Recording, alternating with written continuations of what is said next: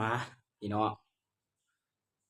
มุมใหม่เด้อพี่น้องเด้อตอนนี้เข้าว่าจะมาอัดคลิปเนาะทักทายพ่อแม่พี่น้องหรือว่า FC กันเบิดสุขสู่คนเนาะ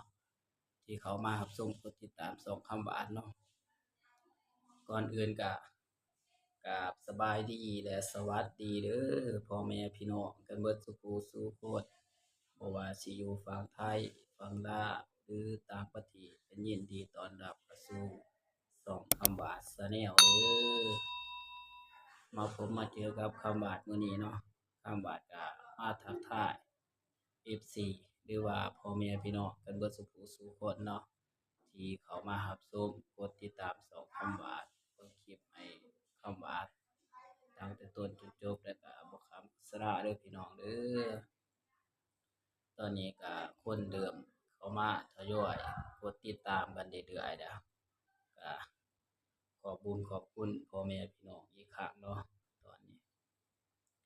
คำว่าก็ดีใจหลายเนาะถึงสีลงคลิปไปคนเบิ่งบ่หลายก็คนติดตามเดินทยอยเข้ามาเรื่อยๆเนาะพี่น้องเนาะคำว่าก็บ่มีหยังหลายเนาะคลิปนี้ก็สิมาพูดคุยกับพ่อแม่พี่น้องเฮาเนาะแล้วก็ให้พ่อแม่พี่น้องเฮาพิจารณาเม้นต์นี้เนาะพี่น้องเนาะเพิ่นมาเม้นต์นี่ของคำว่าเนาะเดี๋ยวคำว่าก็สิขึ้นให้พ่อแม่พี่น้องเฮาเบิ่งเนาะ ขึ้นให้พ่อแม่พี่น้องเฮาอ่านอยู่นี่เด้อเพิ่นว่าเตือนหน้าโดนจับแน่ไป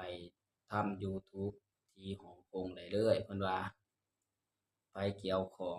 ติดรางแฮไปด้วยเนาะพี่น้องเนาะเดี๋ยวคำว่าก็สิขึ้นให้พ่อแม่พี่น้องเฮาเบิ่งเนาะ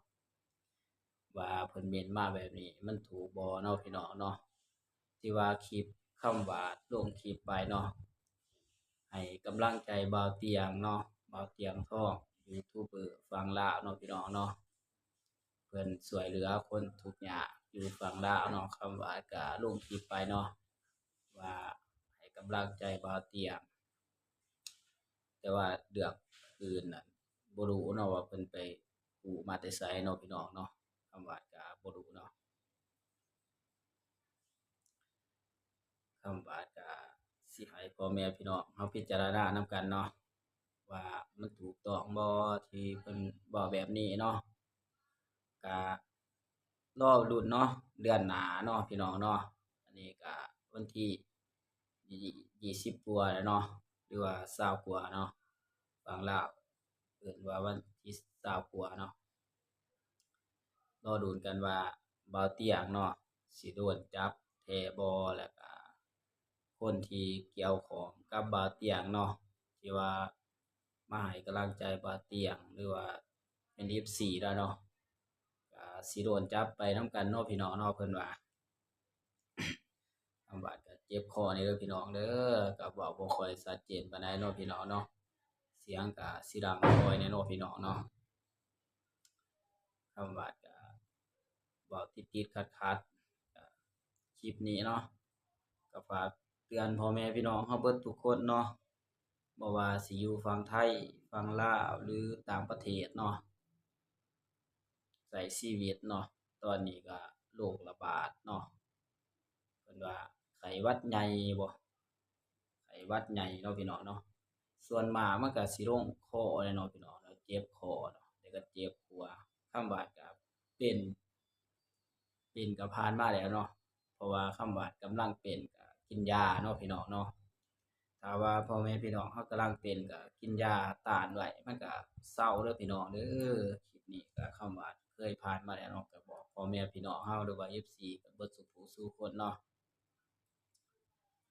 เดือนหน้าก็แม่นเดือนสงกรานต์แล้วพี่น้องเอ้ยเดือนเมษาเนาะถ้าว่าพ่อแม่พี่น้องเราสิกลับบ้านตอนนี้หรือว่าเดือนหน้าเนาะก็ขอให้พ่อแม่พี่น้องเราเบิดสุขผู้สู่คนหรือว่า FC กันเบิดสุขผู้สู่คนเนาะที่เขามารับชมกดติดตามช่องคำหวานเนาะก็ขอให้ทุกท่านเดินทางระมัดระวังปลอดภัยกันเบิดสุขผู้สู่คนเนาะ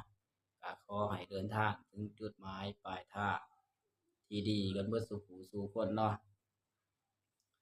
คำว่าก็บ่ได้กลับพี่น้องเอ้ยปีนี้ก็สิดินอยู่ฝั่งไทยเนาะ บ่รู้ว่าสิไปเล่นอยู่บ่อนใดเนาะคำว่าก็ยังบ่รู้คือกันเล่นอยู่ไทยถ้าว่าคำว่าไปเล่นคำว่าก็สิถ่ายให้พ่อแม่พี่น้องเราเบิ่งเด้อก็ฝากพ่อแม่พี่น้องเรากดไลก์กดแชร์กดติดตามกดกระดิ่งแจ้งเตือนเนาะเพื่อคำว่าได้อัปเดตคลิปใหม่เนาะลงไปก็พ่อแม่พี่น้องเราก็สิได้เห็นเนาะก็อย่าลืมเด้อพี่น้องเด้อก็กดติดตามแล้วก็กดไลค์นี่เพื่อเป็น อีหยังเพิ่นว่าการมองเห็นเนาะกดไลก์เนาะพี่น้องเนาะคำว่าก็สิได้จบคลิปไปก่อนเด้อพี่น้องเด้อก็พูดคุยกับพ่อแม่พี่น้องเฮาบ่มีหยังหลายเนาะก็สิให้พ่อแม่พี่น้องเฮาพิจารณาคอมเมนต์นี่เนาะว่าเพิ่นเม้นต์มาแบบนี้ถูกบ่เนาะก็สิจบคลิปไปแล้วเนาะพี่น้องเนาะก็ขอให้ทุกท่านที่เข้ามาชมคลิปนี้แล้วมีสุขภาพเข้มแข็งร่างกายแข็งแรงตลอดปีตลอดไปเนาะ ปราศจากโรคภัยไข้เจ็บเบิดทุกผู้สู่คนเนาะพี่น้องเนาะคำว่าก็สิได้จบคลิปไปก่อนเด้อพี่น้องเด้อขอให้ทุกท่านเนาะ